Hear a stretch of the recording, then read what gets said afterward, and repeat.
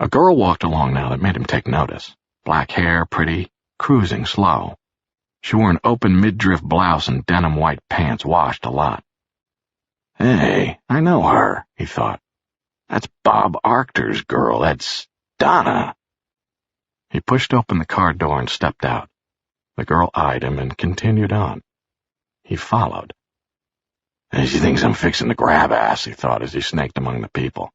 How easily she gained speed. He could barely see her now as she glanced back.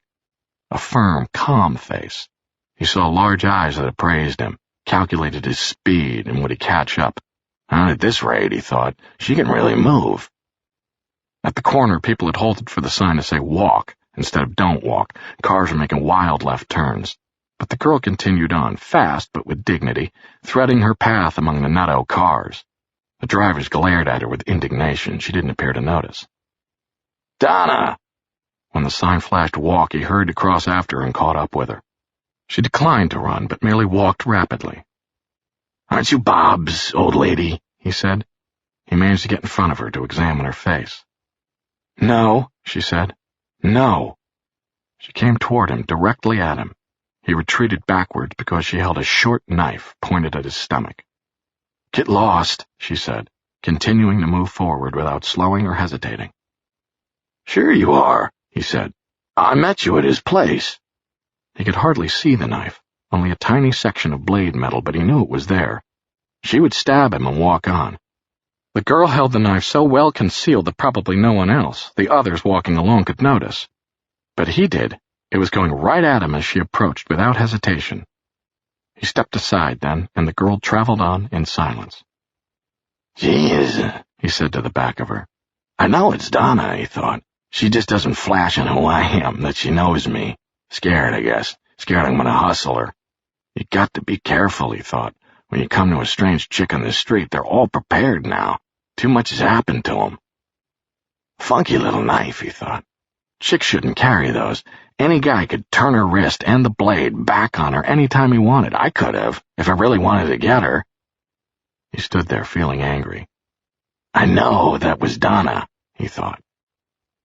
As he started to go back toward his parked car, he realized that the girl had halted out of the movement of passers-by and now stood silently gazing at him.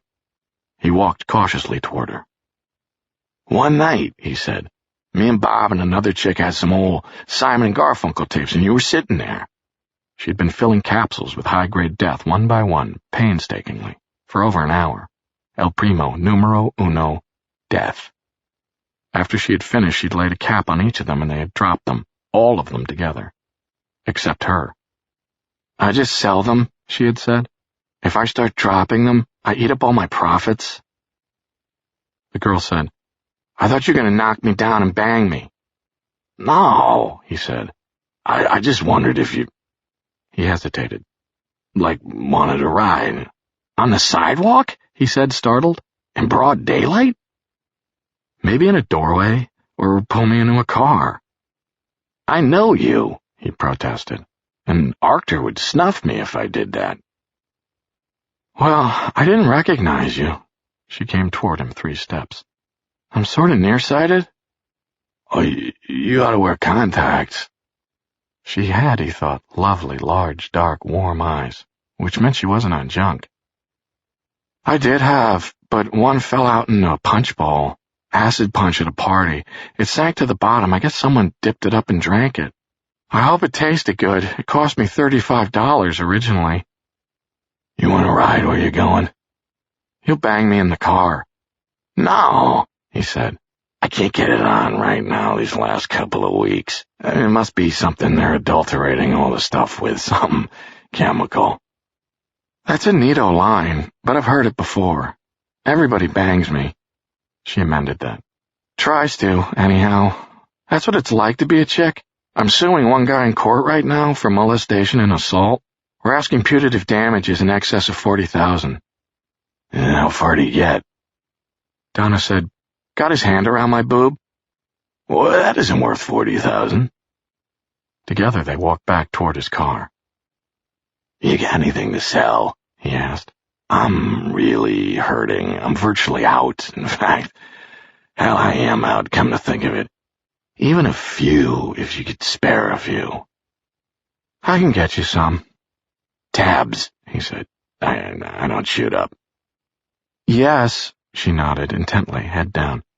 But, see, they're real scarce right now. The supply's temporarily dried up. You probably discovered that already. I can't get you very many, but... When? He broke in. They'd reached his car. He halted, opened the door, got in. On the far side, Donna got in.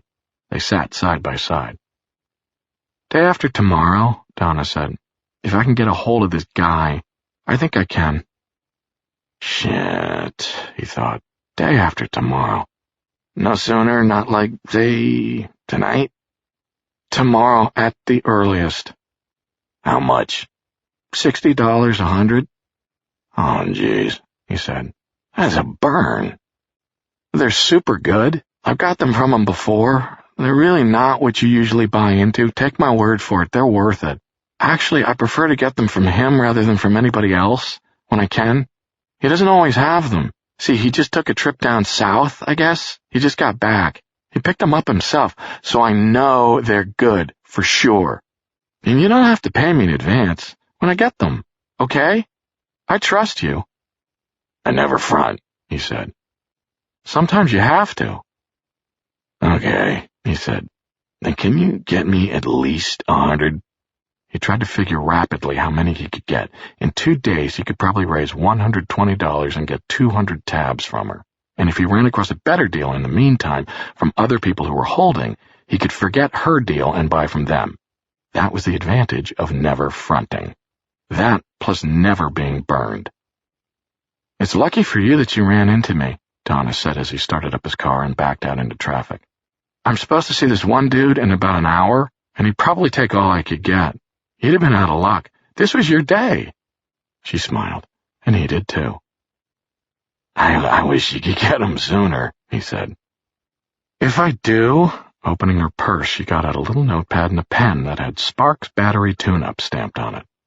How do I get a hold of you? And I forget your name. Charles B. Freck, he said. He told her his phone number. Not his, really, but the one he made use of at a straight friend's house for messages like this. And laboriously she wrote it down. What difficulty she had writing, he thought, peering and slowly scrolling. They don't teach the chicks jack shit in school anymore, he thought. Flat out illiterate. But foxy. So she can't hardly read or write. So what? What matters with a fox is nice tits. I think I remember you, Donna said. Sort of. It's all hazy that night.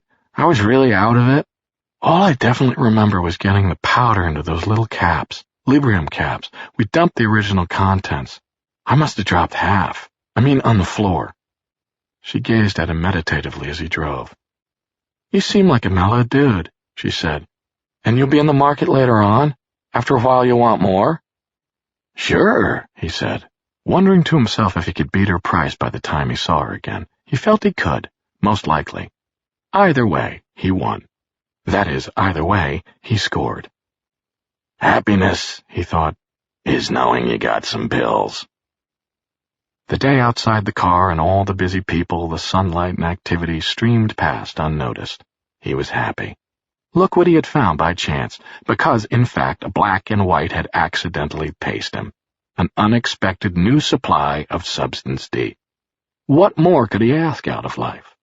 He could probably now count on 2 weeks lying ahead of him, nearly half a month before he croaked, or nearly croaked. Withdrawing from Substance D made the two the same. 2 weeks! His heart soared, and he smelled for a moment, coming in from the open windows of the car, the brief excitement of spring.